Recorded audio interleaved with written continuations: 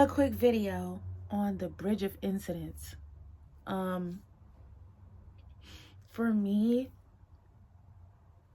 I don't try to figure out a bridge of incidents.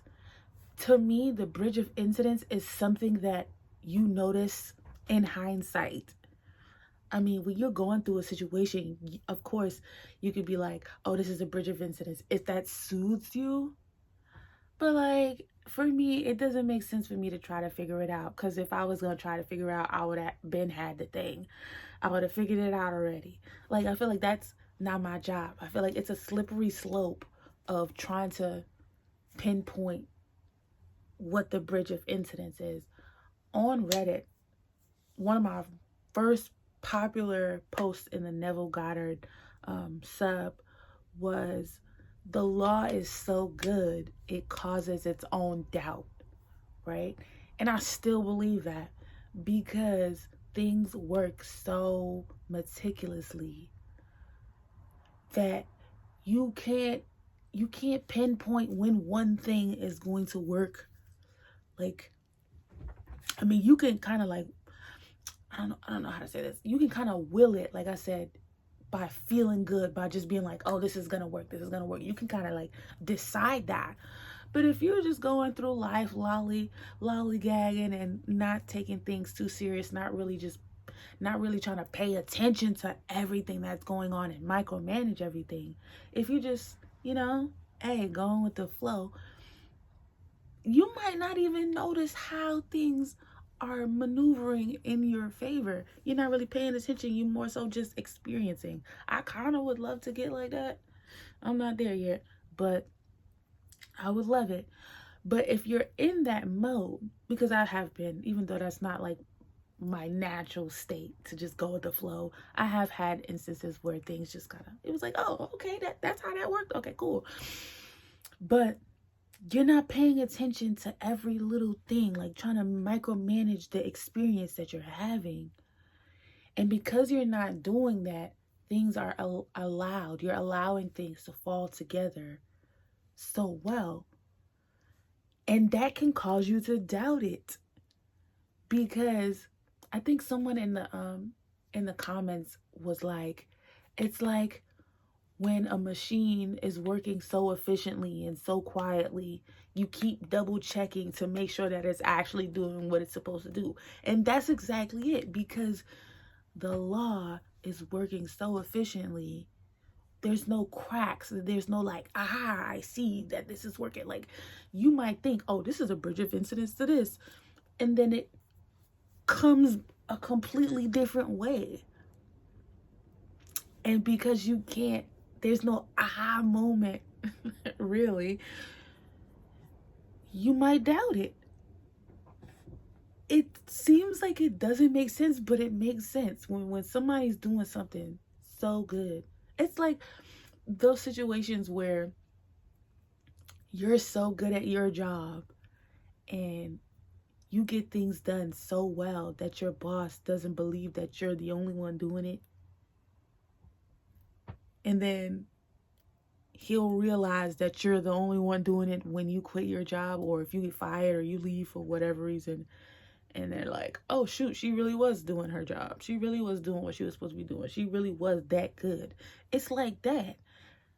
So when we talk about the bridge of incidents and whatever other term pops up,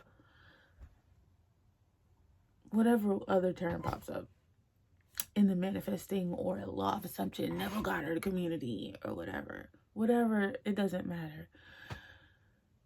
That's something that I feel like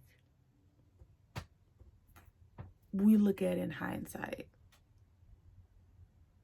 because trying to micromanage the bridge of incidents is like, you can just, like I say, you can just decide, okay, this is a part of the bridge of incidents, and then just like keep going. Actually, you can do whatever the heck you want to do. Don't let me make you feel like you can't do something. You do whatever works, hon. If it's working, you do it. If it feels good, you do it.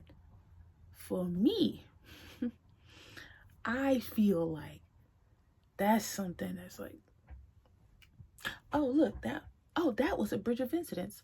Like in my previous video, I talk about the usher the Usher manifestation, how that all played out. With my friend and her GPS taking her around the back when everybody else's GPS led them to the front of the Apollo. My friend wound up parking in the back. She was like, look, I don't know why it brought me over here, but I got a parking space, so I'm not moving my car. Cool. Come to find out, me and her would be the only two people that got to actually meet and have a conversation with Usher. So I'll look back on that situation like, oh, that was a bridge of incidents. Even with the Saweetie thing, like me being online in that exact space at that exact time. Who knew that the trains going local and not running on the correct line and taking his sweet time and all this other extra stuff? Who knew all of that was a bridge of incidents for me to get what I want? Because when I was going through it, I was like, I'm late. They gave all the chains away. I'm not going to get one. I thought that maybe like once or twice. I'm not even going to hold you. But I kept redirecting like, no, wait. No. I'm going to be satisfied. You know? So for me, a bridge of incidents is not something that I just really like try to care about at all. I don't even really use that term too much. I don't even really think about it like that, because it's like, do I have it or not? Oh, I have it? Okay, cool. I'm realizing that less and less I'm trying to figure it out, and more I'm just kind of like feeling my way around. And it's a conscious decision that I'm making, that I have to keep making, to be like, no, it's just gonna work itself out, to kind of just like release my like stronghold on trying to make things make sense.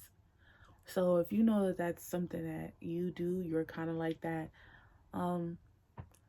do your best to be like, no, this is gonna be fine, this is gonna be okay, and kind of like chill. But yeah, like I said, do what you want to do, but this is what I'll be doing. You know what I'm saying? I'll see you in the next video.